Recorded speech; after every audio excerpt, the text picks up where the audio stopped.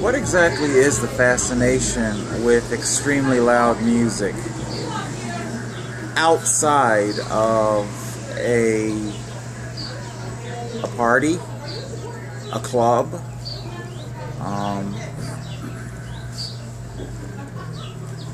deafening music on wheels?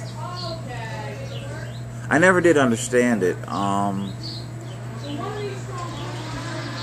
They hated me in the group home because I would always insist that they turn the music down to a respectable level. I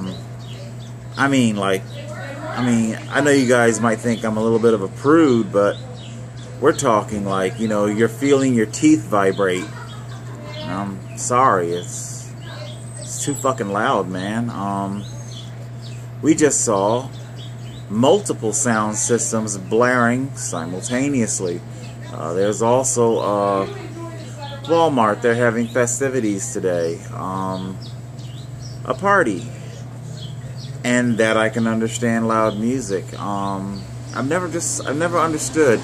And we saw how people will outfit their vehicles with gigantic speakers. So it is clear that they want their music very much indeed to transcend their personal space, the inner cabin of the vehicle, and they want it to permeate you. I could go into a psychological tangent about, is this some sort of a need for catharsis, for emoting, for sharing your world, your personal likes in music? You feel the need to share this forcibly with everybody around you. And I guess that kind of is something of an oxymoron, because if you're looking to share, why are you forcing it? I don't get it. And of course, it's, in my opinion, a subsection, a sub-psychological section of car ownership, period. People have been, especially men, they hinge a great deal of their, not only masculinity, but their net worth. What type of a man that they are on the type of vehicle that they drive. Again, I remind you, my Republican buddy, he made that off-color comment a number of times about how he could tell what type of people there were in a neighborhood just by driving down the street and seeing what kinds of cars there were. Ooh, he can judge your character by the type of car that you drive, or maybe in my case, don't drive.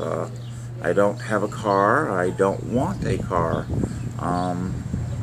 Whether an expensive one or a cheap one, I don't want either. I like my bicycle very much. But yeah, cars. The overall point that I guess I'm making today is, why do they play such a pivotal role in people's lives? And granted, what we just saw was like a hip-hop celebration, you know, a hip-hop celebration, but who are we kidding? Like I said, my Republican buddy, obviously he holds motor vehicles in high esteem. Why do people put so much of their personal worth on their mode of transportation? it's just transportation, and I believe that is a massive epiphany on the precipice as we go to all electric vehicles. The internal combustion engine, you know, that for so long it earmarked the you know, power, masculinity. You were seen as emasculated if you did not have a car, or, you know, transportation, going from point A to point B. Suddenly it becomes this status symbol. It's all about status.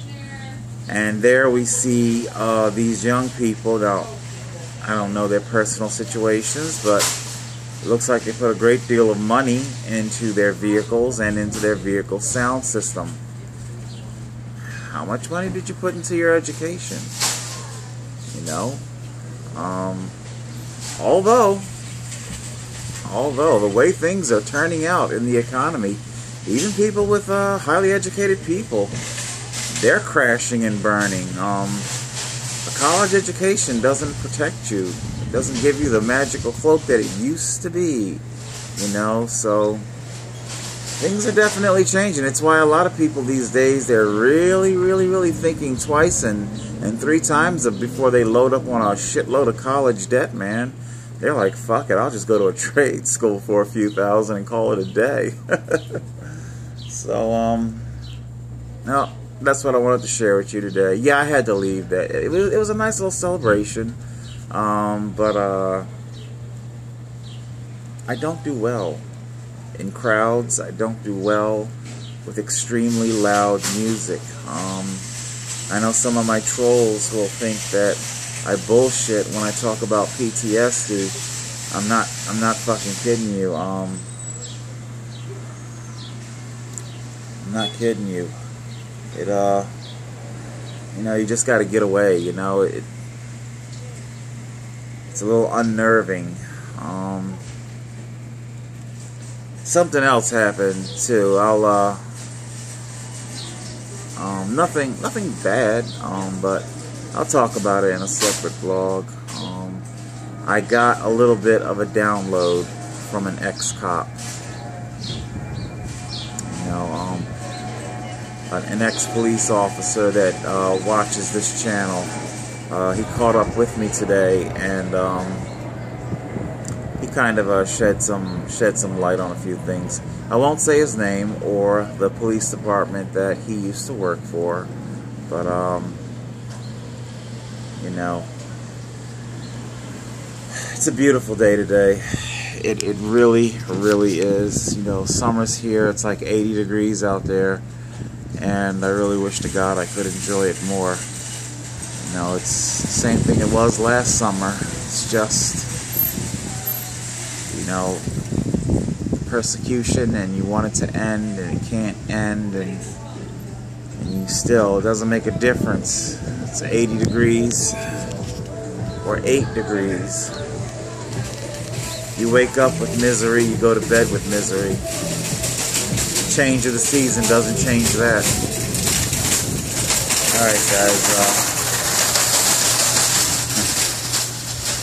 well, I'm glad somebody is dashing off,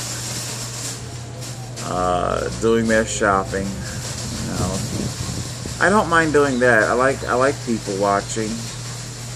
You know, I like being Pluto on the outer skirts of things. I don't want to come off creepy like some creepy voyeur or nothing like that, but you see, it's because I understand I'm a freak of nature. I don't fit in. I'm not one thing or the other. I used to laugh and say I couldn't even manage to get born into just one race. Everything about me is just this, you know, weird thing, not one thing or the other. Alright, guys, that's the best vehicle of them all. I saved the best for last. Total Control 871.